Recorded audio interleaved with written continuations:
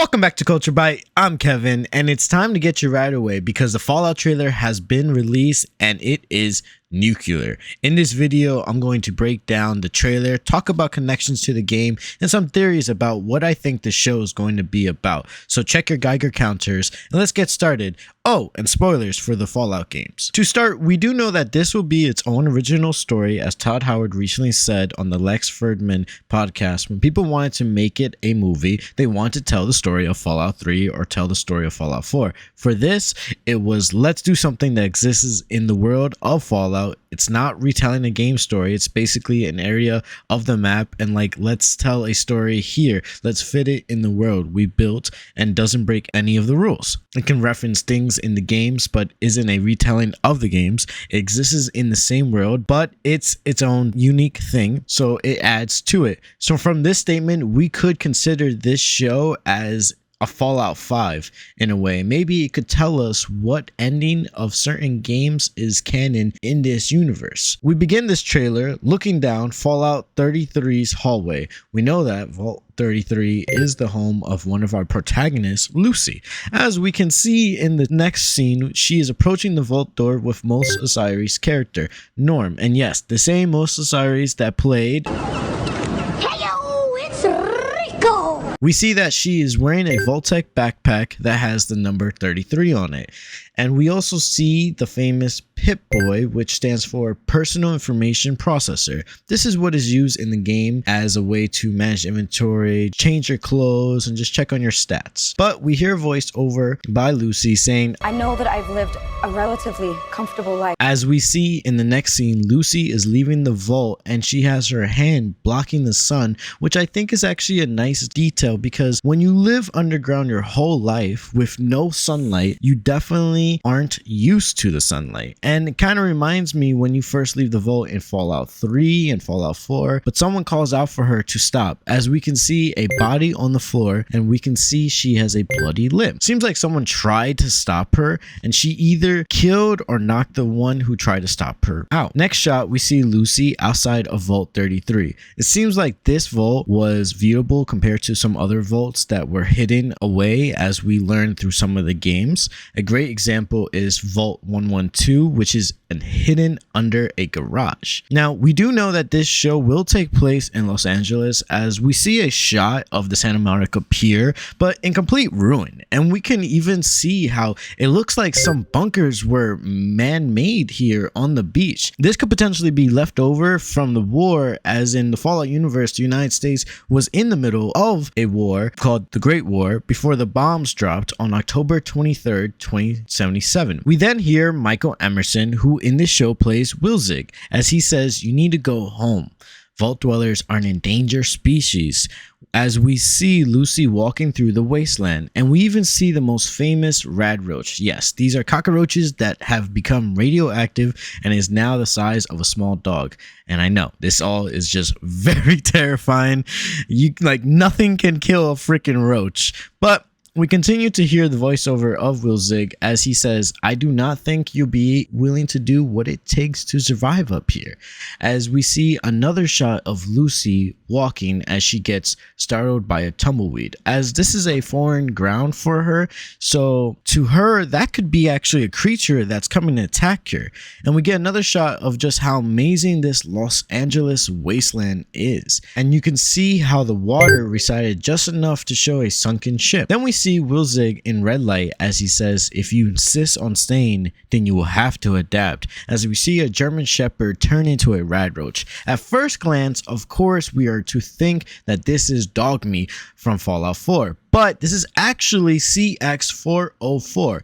But in the character posters that were released for CX-404 and the ghoul played by Walt Goggins, we usually see them together. Now, I actually have a theory why he is called this and why they end up together later in the video. In the next shot, it might not seem like much, but I've noticed that Lucy is actually missing her Pip-Boy and her holster. So it got me thinking that maybe some raiders stole items for her. Maybe she actually sold it. Perhaps the ghoul ghoul actually wants the Pip-Boy in exchange to help Lucy. Just all theories here. But we then hear the song I Don't Want to See Tomorrow by Nat King Cole, which actually one of his songs are in Fallout New Vegas as part of the New Vegas radio station. And now, Nat King Cole reminding us what really matters with Love Me As Though There Were No Tomorrow. Because in New Vegas, hey, you never know. So this song is very on par with the world of Fallout, as Fallout diverted from our own universe as the microprocessors were never made, and it really dove us deeper into the vacuum tubes and atomic energy after World War II. That's why Fallout always looks futuristic, but also with a 1950s kind of vibe to it. But as this song plays, we see a vertibird taking off from a base of sorts. Let me just say that this vertibird looks like a one-to-one shot remake of the one in Fallout 4. This is when we see one of our other protagonists. This is Maximus, played by Aaron Moulton. It is said that he is a scribe in the Brotherhood, which is the lowest rank in the Brotherhood, but he looks back and we see a Brotherhood knight in full power armor. Power armor in the Fallout universe is actually like a exoskeleton suit. It was actually implemented before the end of the war and actually helped fight in the war and potentially win the war, but it was never discovered because of the great bombs that fell on the day of October 23rd, 2077. But I gotta say though, this looks amazing, like another one-for-one shot remake. But who are the Brotherhood of Steel, one may ask? Well, they are a military group that was raised shortly after the Great War. They mainly focus on preserving advanced technology and regulating their use. But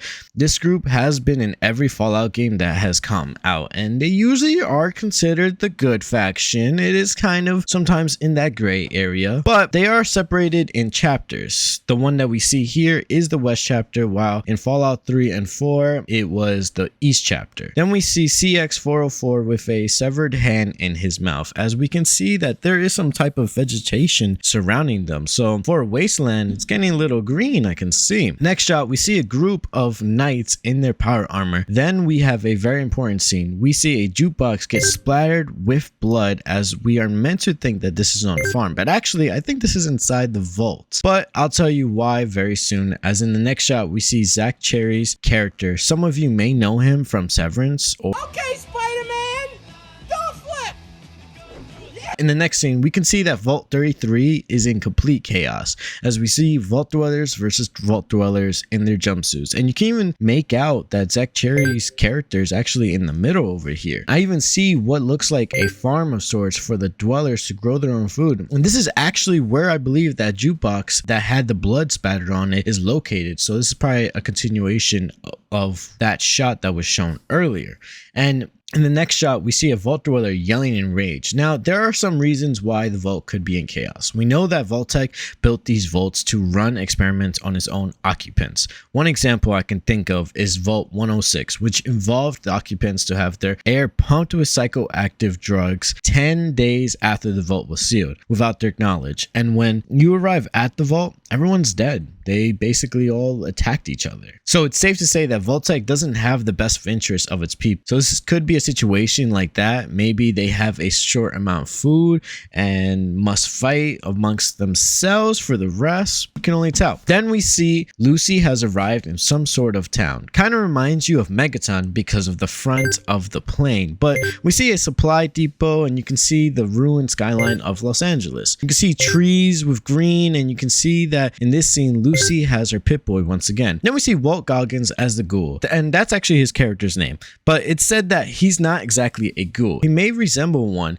but in an interview with GameStop, Walt Goggins said about his character that this is a person who has been walking the earth for 200 years in the wasteland. He has seen the worst side of the human nature, and he's left without emotion. He's cynical. He also has a wicked sense of humor. But again, he wasn't always that way. He was different. As we know, some flashbacks take us back to before the bombs fell or on the day, as we do see later in the trailer. But we can see that supply supply sign in the back. So this is potentially where Lucy meets the ghoul and CX404. In the next shot, we see what I was thinking potentially to be Lucy facing off with an actual feral ghoul. These are ghouls that have taken on so much radiation that their mental capabilities have gone away, and now they're basically zombies. Only reason I think it's feral ghoul is because of how Lucy stays very back, and this just looks something a ghoul would wear and how they would walk. And heck, look how even they look. In the next shot, we see the ghoul basically having a shootout in the town as we see a workbench right beside him, and you can see how he's wearing a cowboy duster. We get something that I wasn't expecting at all. Chris Parnell, aka Jerry Smith from Rick and Morty, as a Cyclops? Like, what?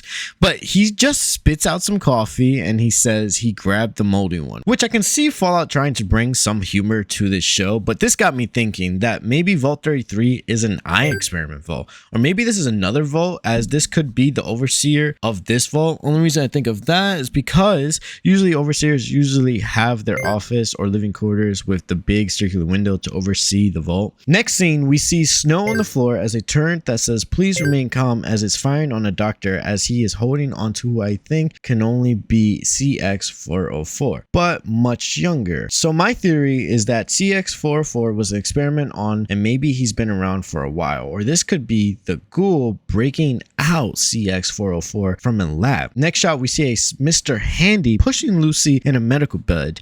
A Mr. Handy is a multi-purpose robot powered by nuclear energy. You can actually have one as a companion in Fallout 4, but we can see that she doesn't have her Pip-Boy and is even missing a shoe, so it's potential that she is captured. Next shot we see is of Kyle McClan, who plays Overseer Hank and Lucy's dad, as we can see him looking at her through some port. So I'm thinking a few situations here. One, her dad was captured and she must save him.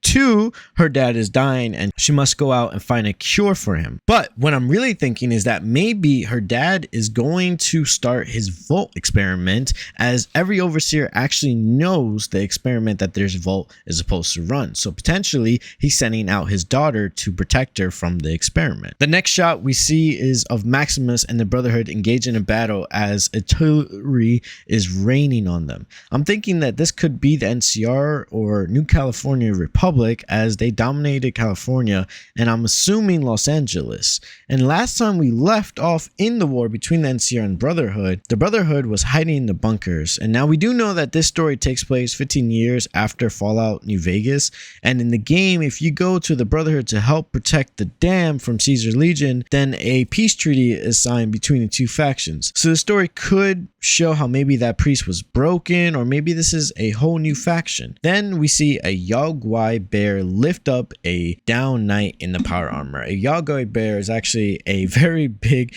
mutated bear that is freaking terrifying. Don't fight them. Then we see a shot of someone. I don't think it's Lucy running away with some sort of case towards some sort of plant. Maybe this could be actually the Gek, which is a terraforming device to help with the Wasteland and honestly basically regrow plant life. Then we see this terrifying creature that I've never seen before in any of the games, so it's cool that we're actually getting some new creatures. But one extremely scary thing is that in the next shot, the mouth of this creature is actually made out of human fingers. So did we really actually have to see that? And like, you can even see their fingernails and all that. Like, oh. We then see a shot of a vault dweller shooting, in which I can only think to be in Vault 33, as we do see that farm from earlier pop up again. We also see that there's actually a fork in this lady's eye. What the heck is going on in this vault? Clearly some type of battle is happening in Vault 33, so I'm very curious what kind of experiment was set off. We then see a bunch of Brotherhood soldiers looking up at the airship that looks fairly familiar to the Prudwin that we have seen in Fallout 4, but this is actually called the Cosmoman. It seems like the West chapter of the Brotherhood has built their own airship. Now the last shot we get is of the day the bombs dropped, as we see a flashback of the ghoul jumping on a horseback with a child. This could potentially be his own child, as they are wearing matching outfits, and could be possible that before the bombs dropped he worked for Vault-Tec, as the clothes that he is wearing are the same colors as Vault-Tec. Then we see a bomb after bomb drop as we see that the ghoul is on horseback heading towards the city. Maybe he's trying to make it to a nearby vault. We even see a classic Fallout billboard for Vault Tech ad. Fallout comes out on April 12th, 2024, so I would reserve your spot with Culture Byte today, as I will be doing episode breakdowns when the season begins. And if you guys enjoyed this video, please drop a like on the video, hit the comment section to let me know if I missed anything or if you guys found anything yourselves. Follow me on Twitter and Instagram at the Kev Guy, and follow Culture Byte and subscribe to Culture Byte and join the Discord server. And I'll see you guys in the next video. Bye bye.